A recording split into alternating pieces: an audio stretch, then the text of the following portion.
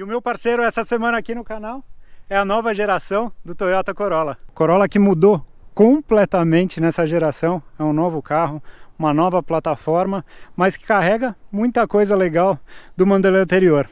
Essa daqui é a versão Altis Hybrid, que é o carro híbrido. Vou explicar para vocês o funcionamento do carro híbrido e vou fazer um outro vídeo super especial mostrando tudo sobre motorização híbrido, como é que funciona, como é que é. A gente vai comentar nesse vídeo, mas eu quero fazer um capítulo especial só para falar do híbrido, porque carro híbrido para mim já é o futuro, já é o presente aqui no Brasil, porque o Corolla é o primeiro carro híbrido sendo fabricado aqui e o primeiro carro híbrido equipado com motor flex. Aqui embaixo do capô ele tem um motor 1.8 que produz 101 cavalos e aqui ao lado tem aqui embaixo a transmissão e um motor elétrico que trazem mais 76 cavalos para o carro. Potência essa que não é combinada, não é uma soma das duas. Por quê? Porque o pico de potência do motor elétrico não é o mesmo pico de potência, onde está o mesmo pico de potência do motor a combustão. Mas tem características que esse carro entrega no dia a dia com o uso do motor elétrico que são muito legais e que a gente vai ver em breve a hora que colocar o carro em movimento. Esse motor é um motor totalmente novo, é uma nova geração de motores, é um motor que tem o ciclo, não é Otto, é o chamado ciclo Atkinson, que é um sistema um pouquinho diferente. O motor ciclo Atkinson é um pouquinho diferente, falando de uma maneira muito simples e rápida. Basicamente ele é um motor que durante a compressão do cilindro, ele tem a válvula de admissão aberta por um espaço maior de tempo. Ele vai perder aquela compressão, mas essa compressão vai passar para outro cilindro e vai ajudar a empurrar os gases de escape para fora. É um motor que perde em ganho de potência, vamos dizer, em relação ao motor ciclo Otto, mas ele ganha em eficiência energética. Então todo o sistema está aqui na frente, como eu falei, tanto motor a combustão quanto motor elétrico. Carro sempre tração dianteira, tudo que vai para as rodas só vai para essas rodas da frente. Essas daqui que são aro 17. Quando a gente olha aqui na lateral, ó, ele tem, nessa versão, vocês puderam ouvir, o Keyless Entry, que é o sistema que eu consigo abrir as portas sem o uso das chaves. Tem um interior duas cores, eu até comentei isso na live de lançamento que eu fiz lá no evento da Toyota, que eu participei, apresentando o carro para quem estava acompanhando a live, que justamente esse banco duas cores ele tem uma coisa interessante, porque ele é marfim nessa região mais clara, deixa o ambiente super bonito e moderno, mas na região que tem contato com o corpo, ele é escuro. Então basicamente todo o banco suja, mas quando eu tenho o interior escuro, eu consigo fazer com que essa sujeira apareça muito menos. O interior completamente novo, um painel super moderno, com essa tela aqui no meio. Tela essa que, diferente dos Estados Unidos, não me pergunte por que ela tem toda essa moldura aqui mais exposta, fica até um negócio, de certa forma, pouco harmonioso, mas o interior do carro é completamente novo. Tem o teto solar aqui, que é uma coisa que eu acho muito legal, e um espaço bem bom no banco traseiro.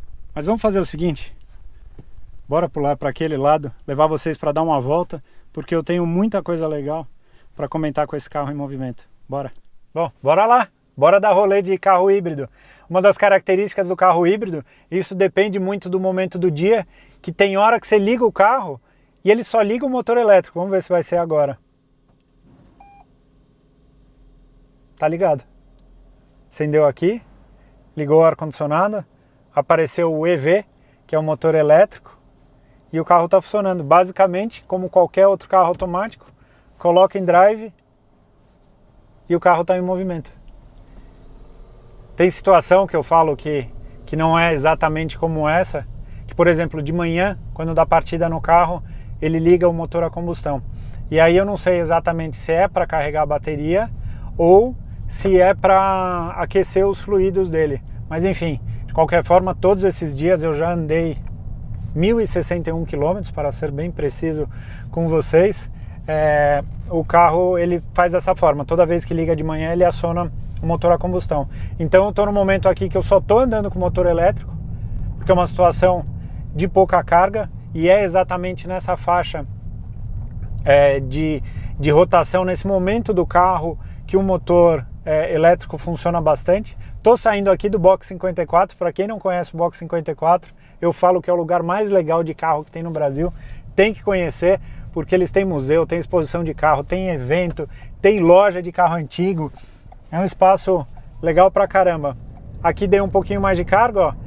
Quando eu preciso de um pouco mais, ele já entrou o motor a combustão. Nesse momento ele está trabalhando tanto o motor a combustão como o motor elétrico. Informação essa que eu posso ter nessa tela central, que é bem grande, são, se não me engano, 7 polegadas nessa tela. E aqui na tela central também do painel, do cluster, né, que a gente chama, eu também tenho a informação. Vou pegar uma situação de estrada e é onde eu vou conversar bastante com vocês sobre esse carro. E depois no vídeo que eu falar do híbrido mesmo, do sistema de funcionamento e entrar bem a fundo no sistema, eu vou fazer no ambiente de cidade, porque essa é uma outra dúvida que as pessoas têm. Mas TK, quando eu olho a ficha de consumo de um carro híbrido, o consumo dele é maior na estrada do que na cidade. Como é que isso acontece? Né? E eu vou responder depois de fazer essa curva. Por quê? Porque o Corolla tá com um comportamento dinâmico bom pra caramba. Ele que era um carro todo molengão, ele tá um carro agora com uma direção super gostosa, super equilibrado. Ele tá bem bom de guiar mesmo, sério mesmo.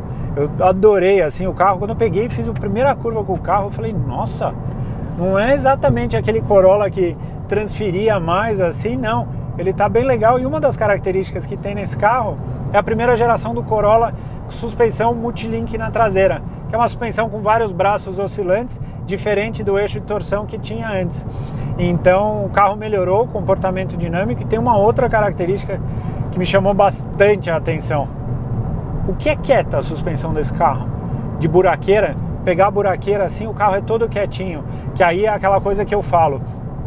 Na minha opinião, os melhores carros para andar no Brasil são os carros feitos no Brasil, desenvolvidos para andar com essas vias que tem bastante buraco, bastante ondulação. Os carros eles têm que ser de fato uns tanquezinhos mesmo para aguentar a buraqueira, e o carro é bem legal. Então quando a gente pega estrada, basicamente num trecho de estrada ele vai usar muito motor a combustão e muito motor a combustão com motor elétrico.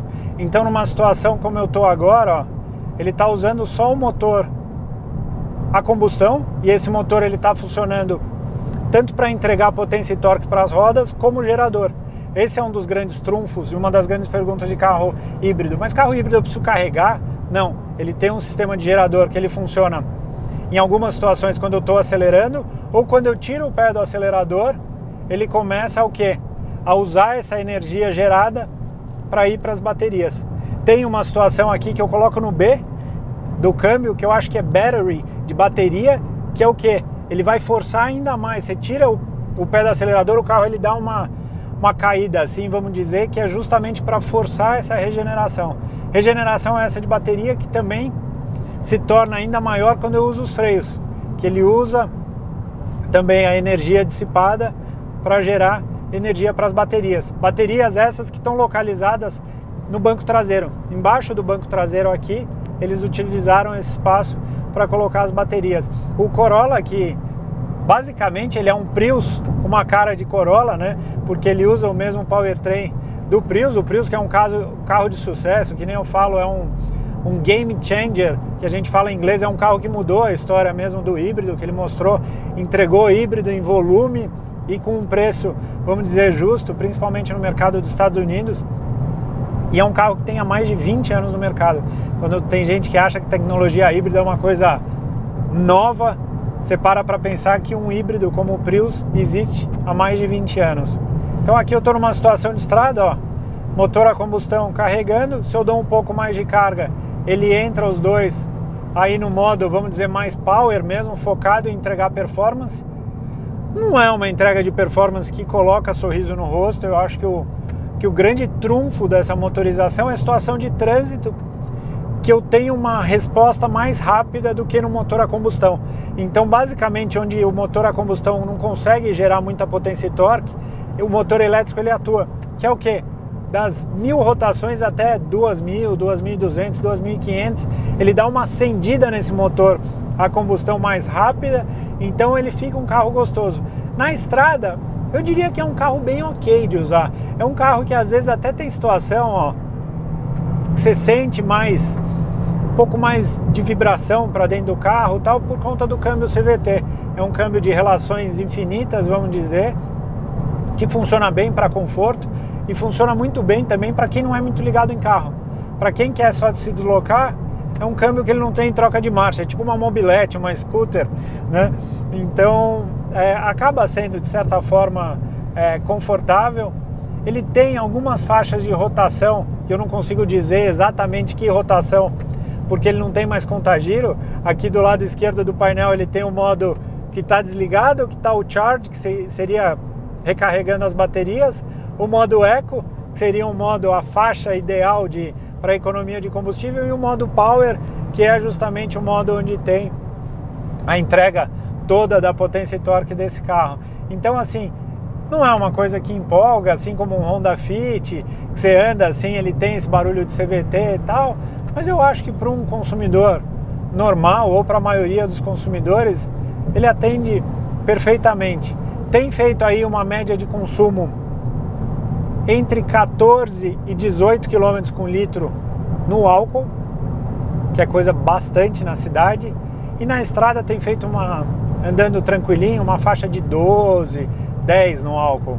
Não dá para dizer que é, obviamente, econômico igual na cidade, justamente por isso. Até cá, mas por que não soma a potência? Então eu posso falar, vamos supor, esse carro ele tem 76 cavalos no motor elétrico, 101 no motor a combustão, então eu posso dizer que ele tem 177 cavalos? Não, não é assim. Por quê? Porque a faixa onde eu tenho a potência máxima do motor a combustão é mais alta da faixa onde eu tenho o motor o motor elétrico. Então basicamente dizem, a Toyota não divulga isso, acho que até por questões comerciais, mas se a gente usar a potência declarada do Toyota Prius, ele tem aí na faixa de 120 cavalos. Então vamos dizer, na faixa onde está a potência máxima do motor a combustão, o motor elétrico entrega ali os 20 cavalos. Então só para vocês terem como referência. Ah, mas é ruim, é tipo um carro fraco de andar? Não é. Pior que é um carro gostoso, justamente porque a faixa que a gente mais usa normalmente não é a faixa onde está a potência máxima do motor. A faixa onde a gente mais usa é entre 1.000 e 3.000, ou seja, é onde o motor elétrico trabalha bem. Então ele tem uma entrega, vamos dizer, bem legal, é um carro bem ok de utilizar, mas não é um carro com uma veia esportiva.